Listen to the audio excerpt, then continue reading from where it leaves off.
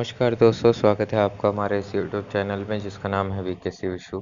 दोस्तों, ये आपका टॉप सीक्रेट क्वेश्चन पेपर जो कि कहीं से पता चला है कि लीक हुआ है, तो इसे जल्दी से देखें और पूरा देखें। हो सकता है कि आपके जो एग्ज़ाम आने वाला है एमसीक्यू बेस्ड क्वेश्चन पेपर, कि इनमें से क्वेश्चन आए और आप मिस ना कर दें, तो इसलिए इस पूरी वीडियो को ध्यान से और रिपीट करके देखें। तो चलिए शुरू करते हैं।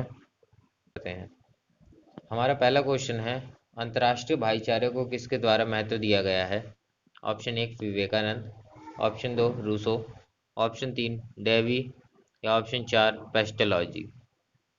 दोस्तों, अंतर्राष्ट्रीय भाईचारे को महत्व दिया गया है विवेकानंद जी द्वारा। हमारा नेक्स्ट क्वेश्चन है, शिक्षण प्रशिक्षण क्यों आवश्यक है? ऑप्शन 1 शिक्षण कौशल को बढ़ावा देने के लिए, ऑप्शन 2 विद्यालय संगठन समझने के लिए, ऑप्शन 3 अधिगम सामग्री को बढ़ाने के लिए, या ऑप्शन 4 उपरोक्त सभी। दोस्तों, शिक्षण प्रशिक्षण आवश्यक है शिक्षण कौशल को बढ़ावा देने के लिए, विद्यालय संगठन को भी समझने के लिए और अधिगम सामग्री को बढ़ाने के लिए।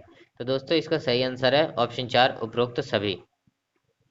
नेक्स्ट क्वेश्चन की ओर बढ़ते हैं। नेक्स्ट क्वेश्चन है हमारा, जॉन डेवी किस विचार के प्रतिपादक थे? ऑप्शन 1 यथार्थवाद, ऑप्शन 2 व्यवहारवाद, ऑप्शन 3 आदर्शवाद या ऑप्शन 4 प्रकृतिवाद। तो दोस्तों, इसका सही जवाब है जॉन डेवी जो थे वो आदर्शवाद के प्रतिपादक थे। नेक्स्ट क्वेश्चन पे आते हैं। हमारा नेक्स्ट क्वेश्चन है, RSMA का पूरा नाम क्या है? ऑप्शन 1 राष्ट्रीय माध्यमिक शिक्षा अभियान, ऑप्शन 2 राष्ट्रीय माध्यमिक सर्वोच्च अभियान, ऑप्शन 3 राष्ट्रीय माध्यमिक संशोधन अभियान या ऑप्शन 4 राष्ट्रीय माध्यमिक सर्वज्ञ अभियान। दोस्तों, RSMA की फुल फॉर्म जो है वो राष्ट्रीय माध्यमिक शिक्षा अभियान है। ऑप्शन 1 सही है। नेक्स्ट क्वेश्चन पे आते हैं। नेक्स्ट क्वेश्चन है हमारा, एकीकृत शिक्षा की सफलता निर्भर करती है? ऑप्शन 1 समुदाय का समर्थन, ऑप्शन 2 पाठ्य पुस्तकों की उत्कृष्टता, ऑप्शन 3 शिक्षण शिक्षण सामग्री की उच्चतम गुणवत्ता, ऑप्शन 4 शिक्षकों के व्यवहार में परिवर्तन। तो दोस्तों, इसका सही जवाब है ऑप्शन 4 शिक्षकों के व्यवहार में परिवर्तन एकीकृत शिक्षा की सफलता पर निर्भर करती है। नेक्स्ट क्वेश्चन है, शिक्षा पर राष्ट्रीय नीति पेश की गई थी? ऑप्शन 1 1984 में, ऑप्शन 2 1986 में, ऑप्शन 3 1990 में या ऑप्शन 4 2005 में। तो दोस्तों, राष्ट्रीय शिक्षा नीति इनमें से जो पेश की गई है वो 1986 में है। 1986 के बाद में वर्तमान में 2020 में राष्ट्रीय शिक्षा नीति दूसरी आई। नेक्स्ट क्वेश्चन पे आते हैं हम। नेक्स्ट क्वेश्चन है, बच्चे ज्ञान प्राप्त करते हैं? ऑप्शन 1 विद्यालय द्वारा, ऑप्शन 2 परिवार द्वारा, ऑप्शन 3 समाज द्वारा या ऑप्शन 4 उपरोक्त सभी। तो दोस्तों, बच्चों के ज्ञान प्राप्त करने का जो जरिया है विद्यालय, परिवार, समाज, ये तीनों है। तो हमारा ऑप्शन 4 सही है, उपरोक्त सभी। नेक्स्ट क्वेश्चन पे आते हैं, रचनावाद क्या है? ऑप्शन 1 शिक्षा में दृष्टिकोण, ऑप्शन 2 ज्ञान का प्रकार, ऑप्शन 3 ज्ञान का स्रोत या ऑप्शन 4 इनमें से कोई नहीं। तो दोस्तों, इसका सही जवाब है, रचनावाद का बेसिकली अर्थ है शिक्षा में दृष्टिकोण आपका किस तरीके का है। तो ऑप्शन 1 सही है। नेक्स्ट क्वेश्चन है हमारा, आदर्शवाद के अनुसार शिक्षा का लक्ष्य है? ऑप्शन 1 पर्यावरण के लिए सही अनुकूलन, ऑप्शन 2 नैतिक मूल्यों की प्राप्ति, ऑप्शन 3 मानव की संतुष्टि चाहता है, ऑप्शन 4 गतिशील अनुकूलन दिमाग की खेती है और सभी स्थितियों में संसाधनपूर्ण और उद्यमी बनना है। तो दोस्तों, आदर्शवाद के अनुसार शिक्षा का प्रमुख लक्ष्य जो है वो नैतिक मूल्यों की प्राप्ति है। ऑप्शन 2 सही है। नेक्स्ट क्वेश्चन पे आते हैं, शिक्षा का कौन सा दर्शन मनोविज्ञान को शैक्षिक सिद्धांत का अधूरा अध्ययन और अपूर्ण आधार मानता है? ऑप्शन 1 यथार्थवाद, ऑप्शन 2 व्यवहारवाद, ऑप्शन 3 आदर्शवाद या ऑप्शन 4 प्रकृतिवाद।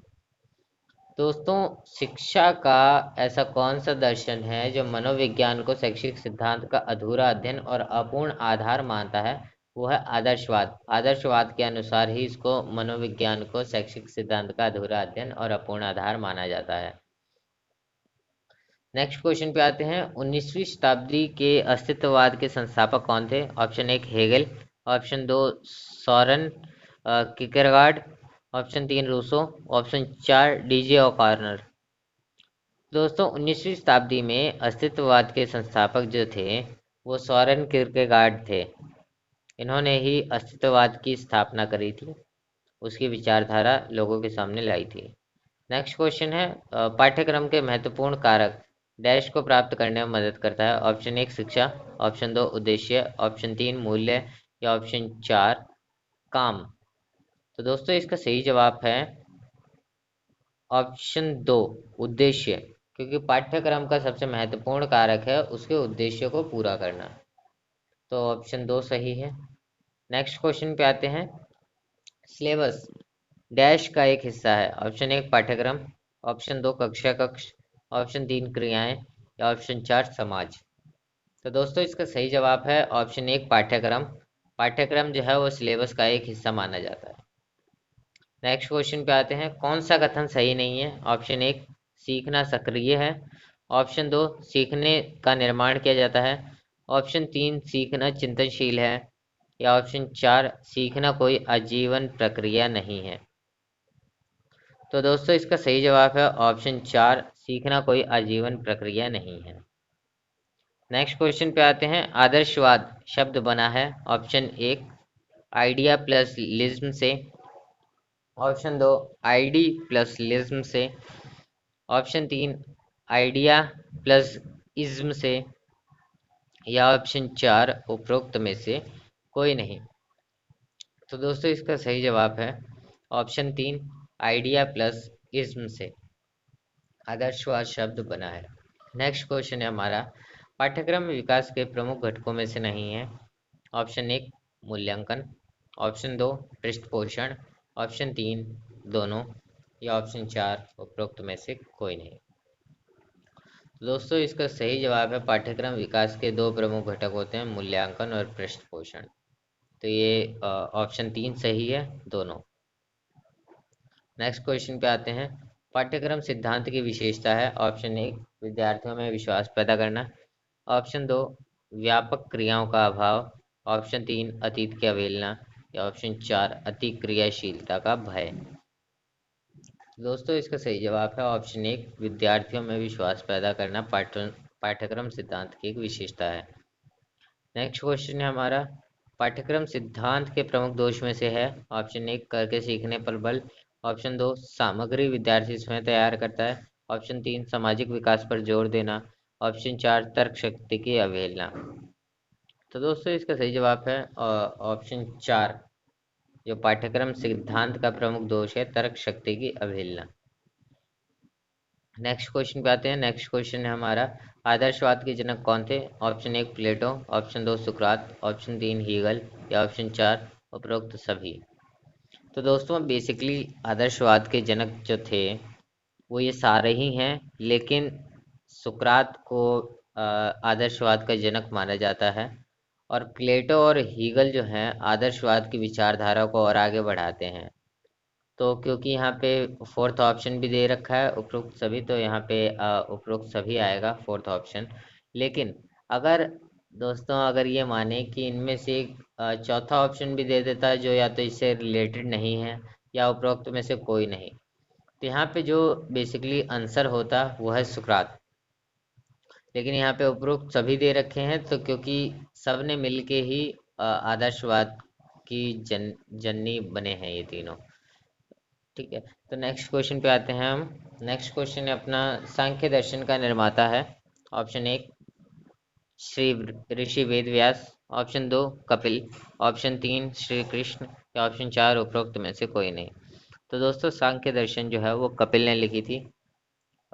इसके अलावा श्री कृष्ण ने भगवत गीता में सुनाई थी, जब गीता सुना रहे थे तब सांख्य दर्शन उन्होंने सुनाई थी, लेकिन कपिल जो है उन्होंने लिखी थी।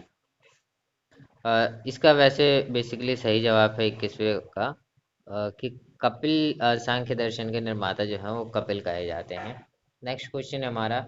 वेदांत दर्शन की शुरुआत किसने की? ऑप्शन एक रामानुजन, ऑप्शन 2 श्री माधवाचार्य, ऑप्शन 3 शंकराचार्य या ऑप्शन 4 उपरोक्त में से कोई नहीं। दोस्तों इसका सही जवाब है शंकराचार्य। वेदांत दर्शन की शुरुआत जो है वो ऋषि शंकराचार्य ने की थी। नेक्स्ट क्वेश्चन है, आदर्शवाद के प्रमुख सिद्धांत में से नहीं है।